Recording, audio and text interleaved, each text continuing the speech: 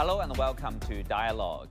For centuries, the Silk Road served as a vital network of trade routes that connected countries not only with exotic goods from around the world, but also with new ideas and stories of new cultures. This laid the groundwork for enduring intercultural dialogue and mutual learning. Now, in an era marked by rapid globalization, urbanization, and digital transformation, the importance of dialogue among countries has become even more urgent and crucial. How can we draw upon the wisdom of different civilizations to address challenges facing our interconnected world today? And what are the approaches and opportunities to foster meaningful dialogue and collaboration across cultures?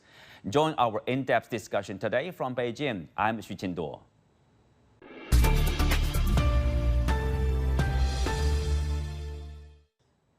Joining me today are Dr. David Bartosch, a distinguished research fellow from Beijing Normal University at Zhuhai, Han Hua, president of Beijing Belt and Road Cooperative Community, and Josef Gregory Mahoney, professor of politics at East China Normal University. Welcome to Dialogue. So, Professor Mahoney, I will start with you. The second UNESCO Courier Forum was recently convened at the headquarters of UNESCO in Paris, where it focuses on the Silk Road and the historical aspect of the ancient cultural exchanges between civilizations and mutual learning. Can we elaborate a little bit more on the significance of the Silk Road, where we are talking about, in particular, its role in facilitating cultural exchanges throughout history?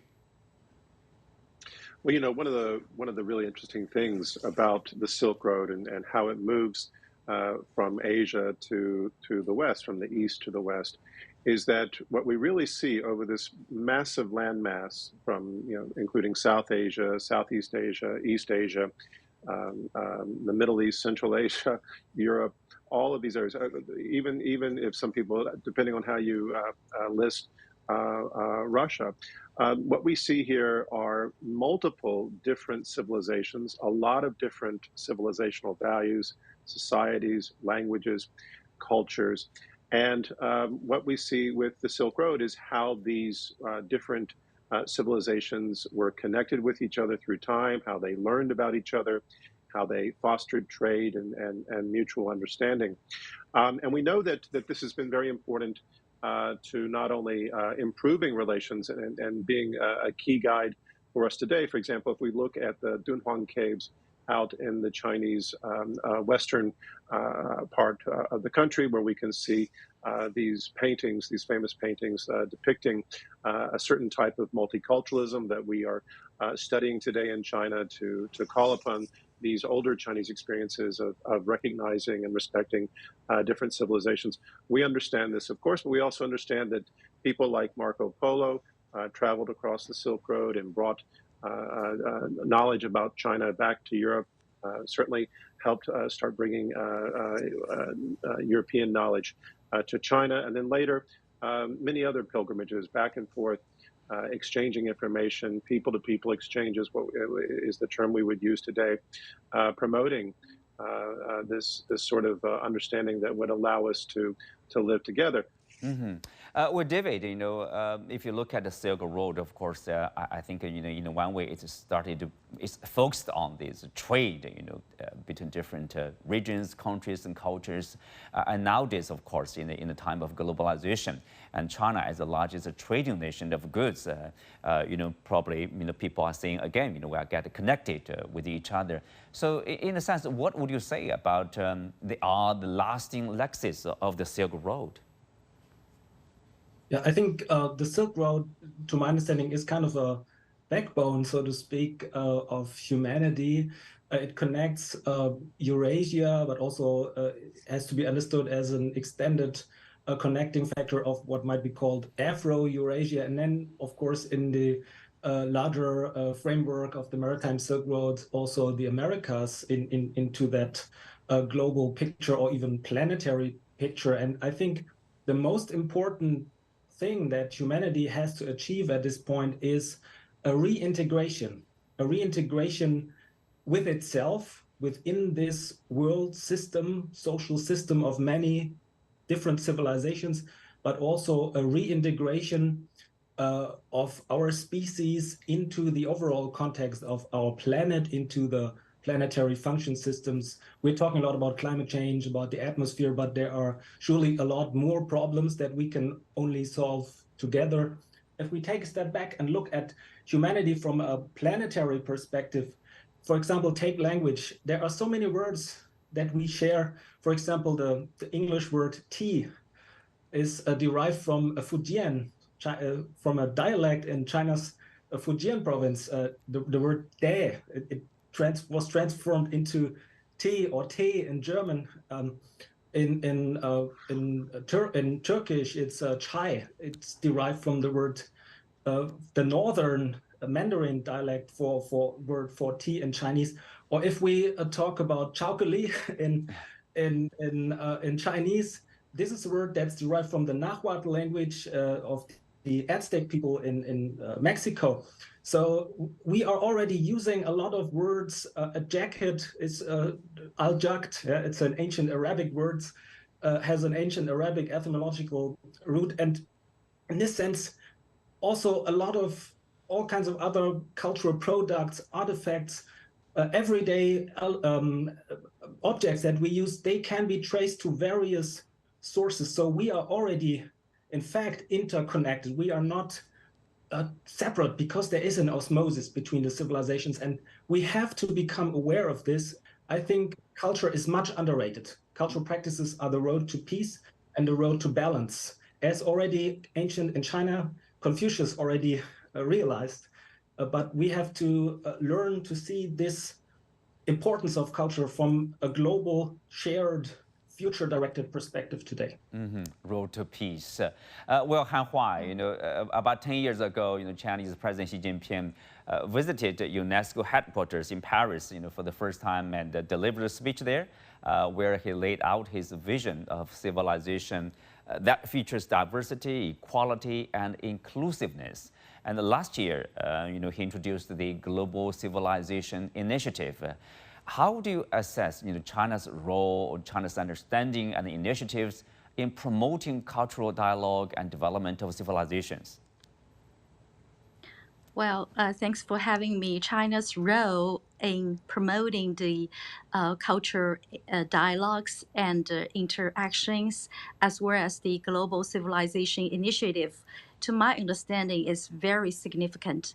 And back to the China's President Xi Jinping's initiative of Global Civilization Initiative, I think it is a very beautiful evolution from the 10 years ago when he was in Paris and promoted this initiative in the very beginning, trying to align with the UNESCO core value in the first place and to show our efforts of how this is embedded and this is intertwined with the core value of Chinese culture, that from the very beginning of Chinese culture, we are inclusive, we are very open, and the Silk Road can be a very vivid example. From the Silk Road and from the trade, from the very beginning in the history, Chinese people learned that in Chinese, China is regarded, literally translated as a middle kingdom. But through the Silk Roads, we Chinese people, Asian Chinese people, realize that we are not the middle kingdom in terms of the global context, but Asian Chinese people are very glad to use this route to have different trading activities, including silk, including teas, including other commodities with the countries, with tribes, with other regions, including Central Asia and beyond. And in terms of this trade, Chinese people also get spices, also get other commodities from other countries. And we export paper making, printing, gunpowders as our innovation at that time. So it is a very individual, a very independent, and very individual, also interactive from the very beginning, that shows the core value of today what we call as global civilization initiative. And the the Silk Roads. I'm currently in Wuhan, actually, attending a Great Tea Road conference, which connects China, Mongolia, and Russia from the Asian times.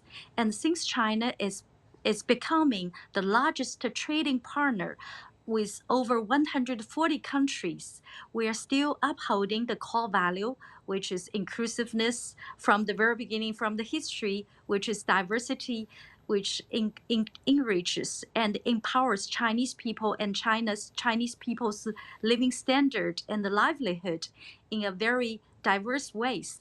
So I think down the road, China can play a more significant role in promoting global civilization initiative, to put it in a global context and in a larger landscape, where we are not only promoting, we are not only contributing, but also we get contributions from all the different cultures in the world.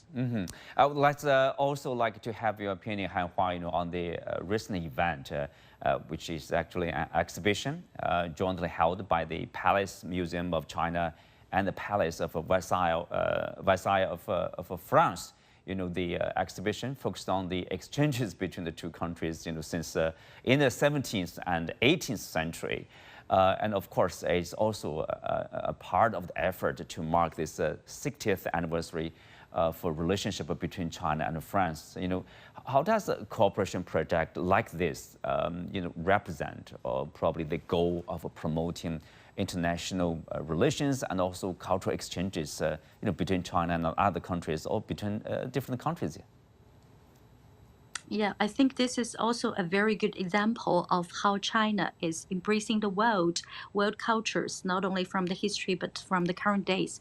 And just as this moment, as far as I know, there are many Chinese artists and industry players also going to the world, to different places like Latin America. We just had some, artistic exhibitions in Latin America, in some countries in Latin America, and we have artists in Singapore and ASEAN countries at this moment.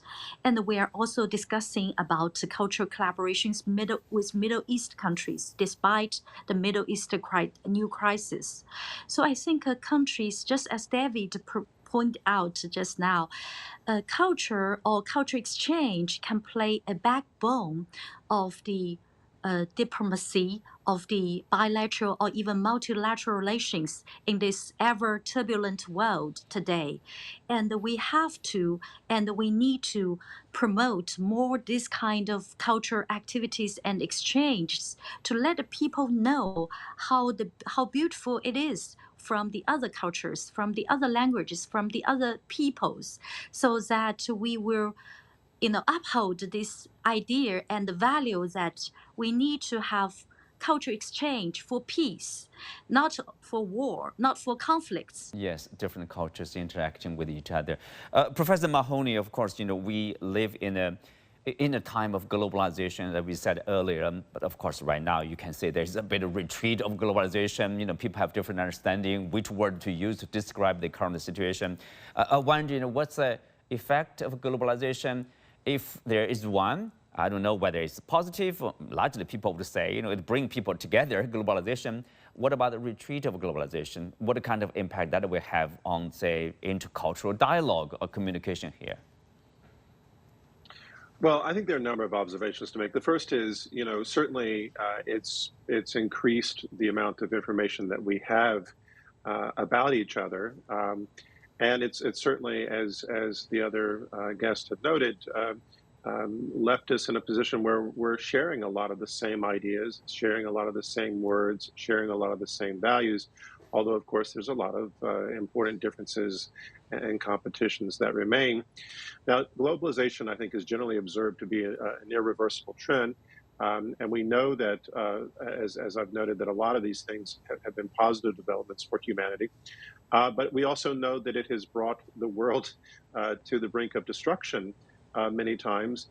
And on the level of individual nations or societies, they have sometimes been devastated by cultural practices or soft power or colonialism and imperialism.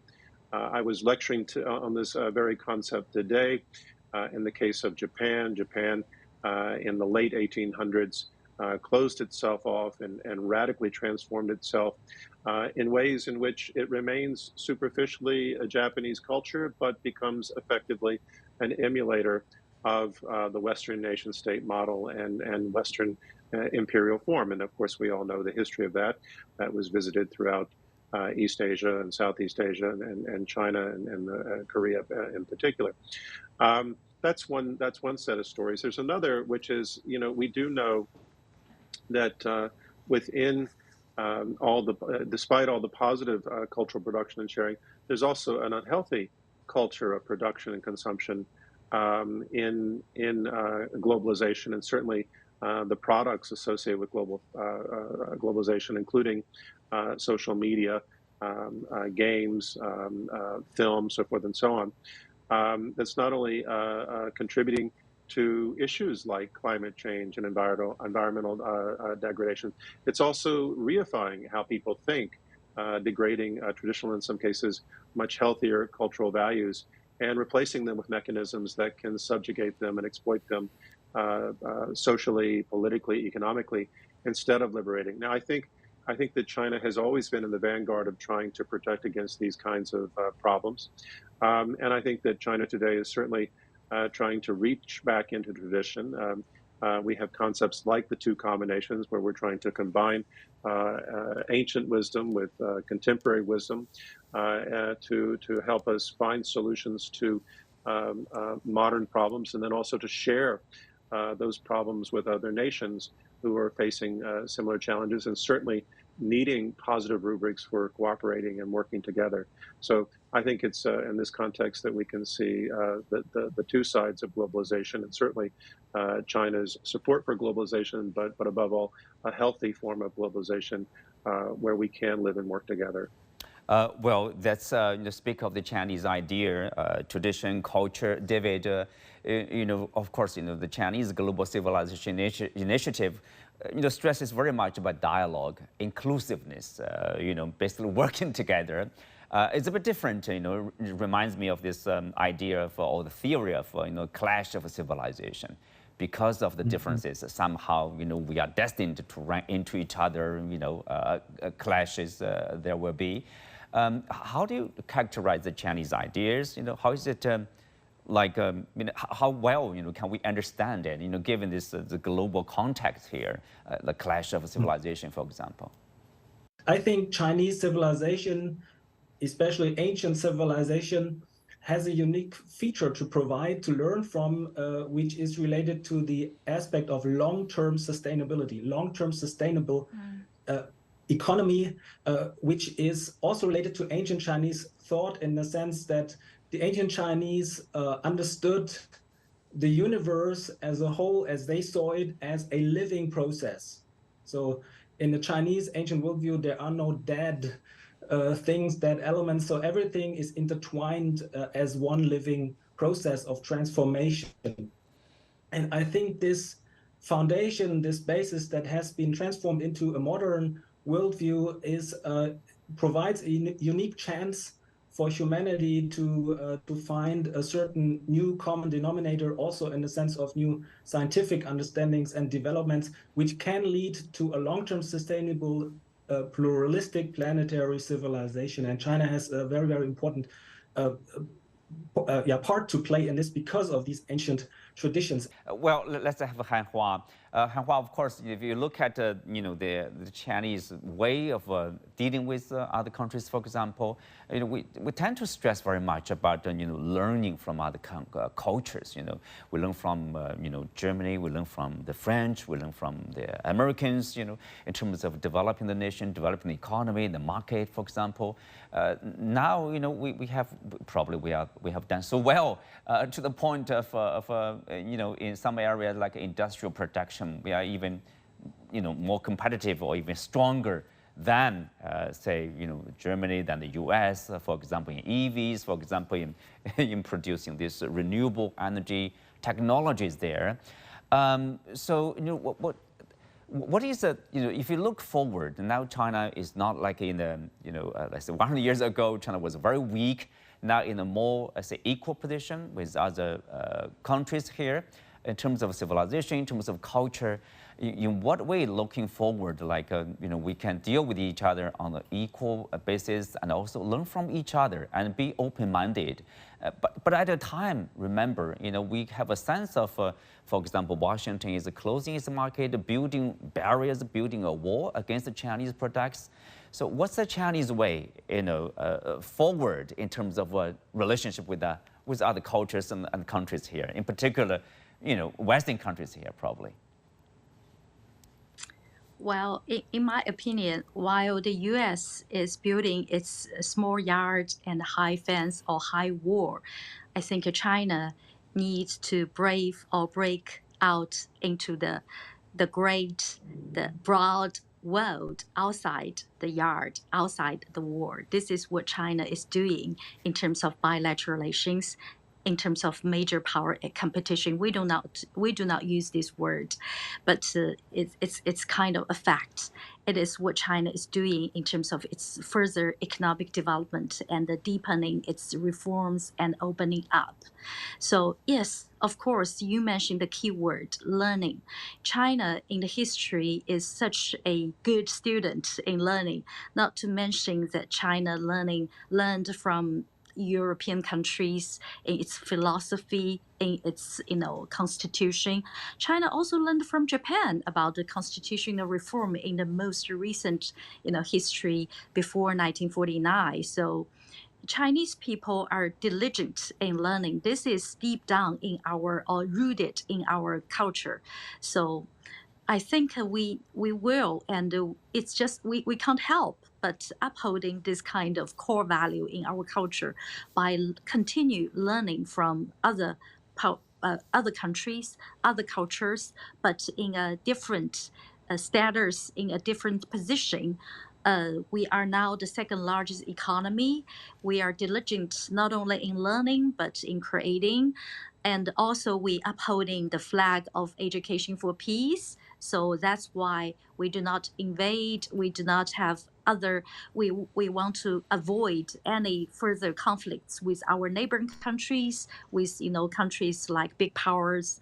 So this is kind of a formula of learning and working diligently and also creation. This kind of a formula of our success in the past, and I believe it will be a formula, not a secret one though, for the future success. But during this process, especially moving towards the future, I would say that the culture exchange is playing a bigger and more important role down the road, because when the economy and when this kind of bilateral relations is moving into this current state, and the ideology and also human rights, democracy, these kind of quarrels and debates are becoming more and more apparent, and even hinder China from having or foster closer relationship with those called democracies. We have to use the culture exchange as, for example, a track to diplomacy, or a way or a creative approach to show that we are not only learning from you in the past, but also we can learn more from you in the future. And also we can also working with other cultures and other countries to see how we, on the one hand, preserve our own individual cultures, and on the other side, to appreciate and to learn from other cultures, and Yes. which can enhance the economic development. Professor Mahoney, lastly, if you look at, we talked about globalization or the retreat of it, impact on the intercultural exchanges. But at the same time, we do see there are ongoing conflicts in Ukraine, in Gaza, in Sudan, in other parts of and also tension in the two big economies in the US and China, for example. And also at the same time, you do sense there's a lack of, the spirit of reconciliation somehow. probably more important now for countries to have this, open-mindedness. I mean, to communicate with each other among different cultures?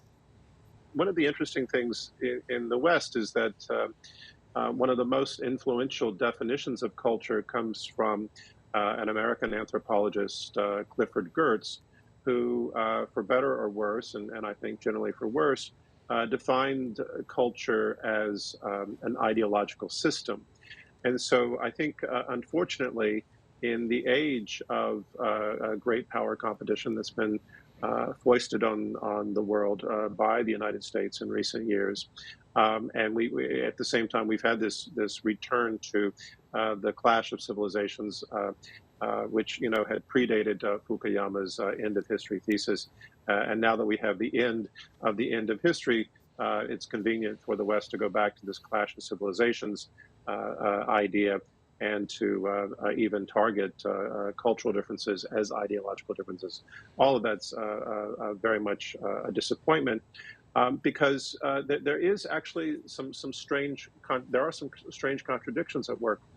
On the one hand, we do around the world all have a lot more in common than we did a century ago, but at the same time, the world has not fallen in line with these rather narrow and reductive notions of culture and the right way to have a political economy in terms of the end of history thesis, or what predates it substantially, which is this concept of universalism, of Western universalism. And so, what we've seen with American declines, what we've seen with global problems that largely emanate from Western ways of thinking, what we see in terms of alternatives that have been created by China and that have helped lead the Chinese people back from the brink and back to the world stage, is we see that this narrow Western universalism, this narrow Western concept of culture, was not only not fit for everyone, but maybe not necessarily in its absolute sense fit for anyone. But this has, of course, provoked a conflict from the West that is holding on to these cultural values, even though they're doing so increasingly from their own ruins and trying to project those ruins on others. So I think, in this context, China's saying, wait, we can do better. We have done better. We have done different. And we've become very confident in our difference and our cultural values. And we have learned from others, but we have also learned from ourselves and innovated new ideas. We've updated old ideas. We do have, some critics say 3,500 years. Officially, it's more like 5,000 years. But if you go to the National Museum here in Beijing, you can see clear evidence of 7,000 years of civilizational history, by far the oldest continuous civilization in human history. We know things. We have survived great changes in the past. Our culture and civilization have persisted. We do have wisdom that we have learned and that we can share with others. We've learned from you, and we hope that you learn from us, especially as we understand that we have to respect each other. We have to work together in order to survive the mounting existential crises that we're now experiencing, whether they are novel disease outbreaks or climate change or increased competition. Yes, diversity, inclusiveness, and of course, dialogue and learning from each other. On that note, we come to the end of today's show. Many thanks to our guests. You can also find us on the CGTN app on YouTube. I'm Xu Qinduo. Thanks for being with us. See you next time.